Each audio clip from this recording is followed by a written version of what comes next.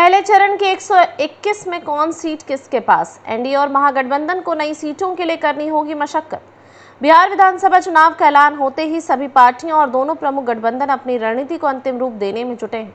दोनों हर चरण के लिए अलग अलग तैयारियां शुरू कर दी गई है। पहले चरण में जिन 121 सीटों पर चुनाव है, वहां पर दोनों ही गठबंधनों एनडीए और महागठबंधन को अपनी सीटें बचाने और नई सीटें जोड़ने में पसीना बहाना होगा। 2020 के चुनाव में इन सीटों पर कांटे की टक्कर हुई थी। पहले चरण में जिन 121 सीटों पर मतदान होने हैं, उनमें से 59 पर एनडीए तो 61 पर महागठबंधन की जीत पिछले चुनाव में हुई थी। वहीं एक सीट बेगूसराय की मटिहानी पर लोजपा विजयी हुई थी। हालांकि बाद में लोजपा के विधायक भी जदयू में शामिल हो गए।